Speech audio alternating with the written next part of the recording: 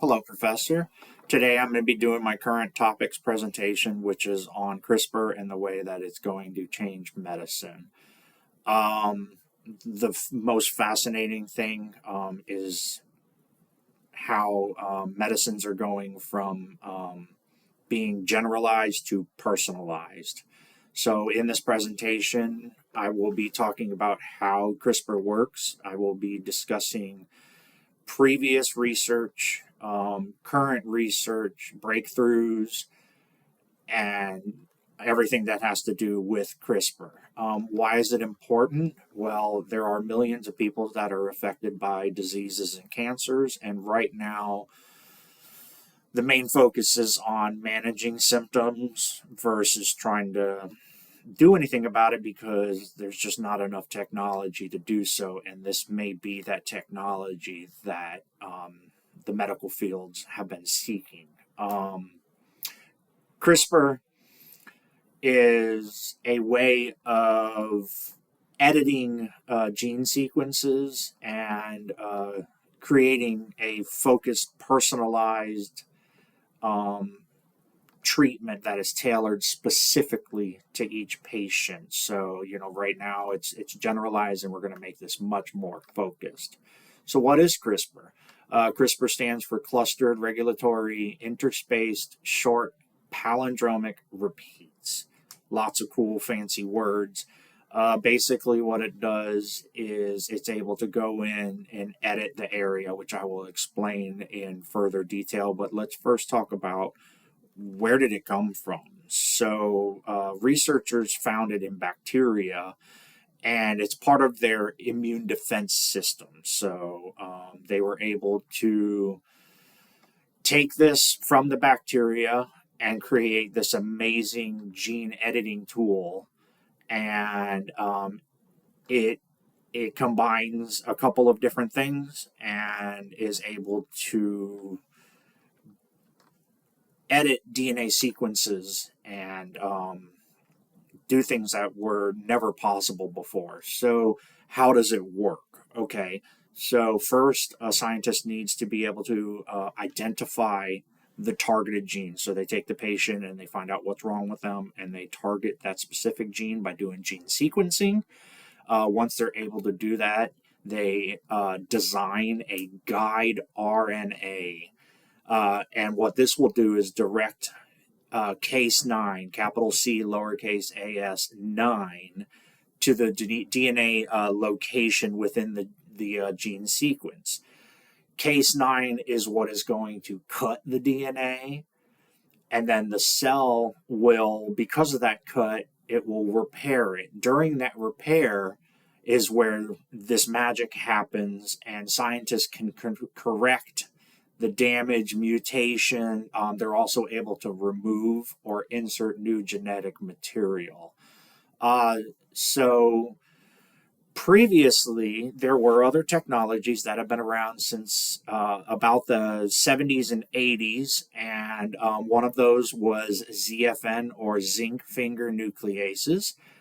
This contained a zinc finger fused to a FOKL nuclease, and this also bound itself to a specific modification on the sequence. There is also a TALEN, which is a TAL effector nuclease, and again, it's a protein that binds the specific stretches of DNA. What was challenging about these technologies is they could edit genes, but they were very expensive, they were extremely time-consuming, and customization was non-existent. So this CRISPR technology has revolutionized it by making it faster, cheaper, and more accurate. Personalized medicine, as I've mentioned before, so it's designed to focus on an individual's needs instead of just a general approach. When it corrects these disease-causing mutations, they're gone. So the outcome is much better, and the risk to reward is a lot better than it was with some of these other treatments that are on the market now and some of these other gene editing that did exist. There are some examples. I had submitted my previous information on cystic fibrosis, which I am very passionate about because I really want to fight for a cure for this debilitating disease. Also, there's things like sickle cell and other types of cancers. So the first article discusses the advancements that take place with CRISPR-Cas9 and how it will be applied to personalized medicine. It's all about accuracy at this point. So instead of that general statement, general targeting, as I've mentioned, we really want to narrow down and focus. So researchers and scientists, the medical professionals, want to be able to personalize this medicine. And so there are some challenges that come with it, and there are some ethical questions that come with it. So, it can make mistakes still. So off-target mutations can happen. Again, I still believe that the rewards outweigh the risks. And there are some ethical dilemmas of things when you think about like designer babies, as they're calling them, where you actually do gene editing before the baby's even born to remove things that could cause issues. But where do you draw the line from what you can do and what you should do? So this is definitely a heightened concern. Really cool breakthrough for the other article I found. This was absolutely amazing. So researchers were able to develop this personalized CRISPR treatment for an infant that had this very rare metabolic disorder. They did this in a record amount of time. They were able to put all this information together and collaborate within a 6-month period. So what did this article show? This article showed that they were able to do all of this in a very short period of time, and it proves that they can indeed create these therapies for people that are currently facing these types of diseases and cancers and save lives with it. The baby, it was successful. It came out with a great outcome. They were able to eliminate the issue. So, I mean, this is a stepping stone. I guarantee you that this baby will be mentioned for decades to come when it comes to discussing CRISPR technology and using it as a initial foundation of this technology.